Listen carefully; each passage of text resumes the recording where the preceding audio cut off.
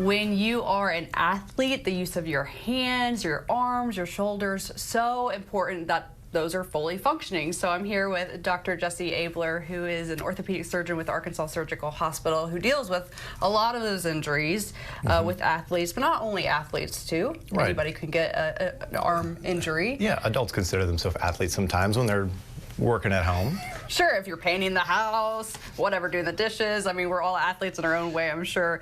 What are some of those common types of injuries, or maybe specifically, let's talk about sports injuries first. Sports injuries are really common just because there's really no off season anymore. Unfortunately, kids, and it's usually kids, whether it be grade all the way up to college, there's a year-round season, and so a lot of this falls down to an overuse injury, tendinitis or irritation, even a sprain that just lingers because the person can't really take a time off. We see a lot of that because they come in with pain that just hasn't resolved over the last several months or maybe even a year or two, and it's a nagging injury that we have to develop a plan for them to take a little bit of time off maybe, or occasionally comes down to surgery. But we always try, if it's safe, something that is non-surgical first. Let's go more into that. Whenever somebody comes in, I'm guessing you try to figure out how you can maybe avoid surgery first, kind of come up with a plan, right? Absolutely, and I always work with the patient just to try to develop rapport and understanding and trust with them, get them to understand what their injury is, and a lot of that comes down to education because they may not know.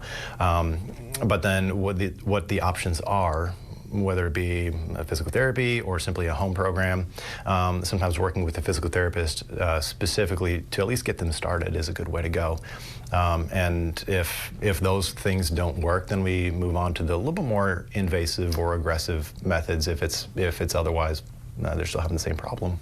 Do you see that athletes come in and they may have prolonged coming in just because they want to keep playing? Absolutely, yeah. Neglect is a big part of it. They try to tough it out. They try to play through it. The old adage, no pain, no gain, is still very much alive.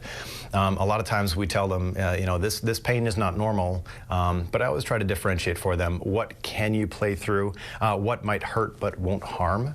And in order to keep somebody in the game or in the competition, and then at what point do we need to protect them even from themselves?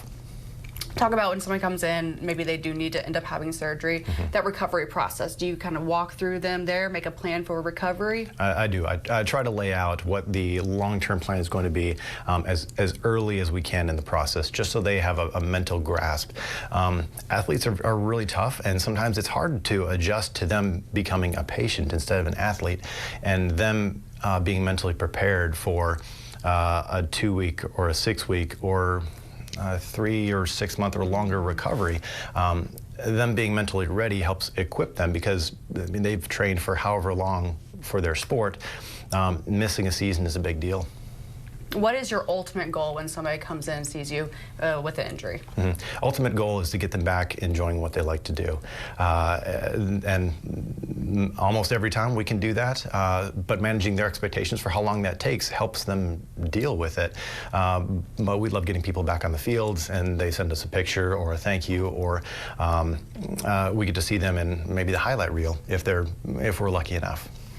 This might be a tricky question, but is there like a specific athlete or a certain sport that you see more of that has more injuries than others? No, it just depends on the season. Okay. Winter, it's the more basketball, the more volleyball. Summertime is a lot of baseball. Fall turns into football season almost anywhere you are. So it just depends on the season. But like I said, there's club sports, and so there's still off-season injuries that happen. So we'll get a football straggler that comes in the spring. That happens sometimes. If they don't really need surgery, what do you typically do? Is it like stretching involved? Yeah, so there's oral anti-inflammatories, there's stretching, sometimes we do injections if it's appropriate. If they're kids, we talk about the options with their parents, so their parents are on board as well. If it comes down to a simple home exercise program, or simply just modifying how aggressive or how much they're participating in their sport, sometimes we just got to shut them down for a little while, let them do everything else except for pitching. And that happens with kids with growth plate injuries in their shoulder. That's simply overuse. They can do 100% everything else that they want, except for that the very demanding skill of pitching. I was going to ask, well, can we do to prevent those injuries? Luckily, there's been a lot of headway as far as pitch counts. When it comes to very young athletes, even the professionals stick to a pitch count.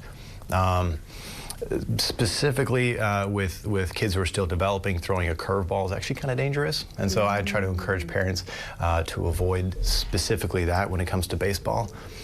Tackling sports, you always want to make sure they're tackling with proper form, and that will help avoid a lot of issues to begin with also. So it just comes down to technique, making sure you're working with a coach or with somebody who is well trained in that sport, and you may not even have to come into my office. Anything else that we need to know related to this topic? No, if it hurts, it's always worthwhile to get it checked out. And so that's something to, even if it's just a very pleasant introduction, you're going to be fine. Go back onto the field, sort of a visit with me. It sometimes is enough to set the person's mind at ease and make them understand that this is a safe pain to play through. But of course, we can always catch something early if it's a little bit more sinister. Sure. Well, as always, if people want to reach out, best way to do is just call or go to your website. Yep. You can call our office. It's Bowen Heffley Orthopedics. Otherwise, you can reach out to Arkansas Surgical Hospital. And we're happy to see anybody who wants to at least come in for a visit and talk about what options we have. Perfect. Dr. Abeler, thank you so much for joining me today. I appreciate Thank you very it. much. And we'll have more Good Morning Arkansas after the break.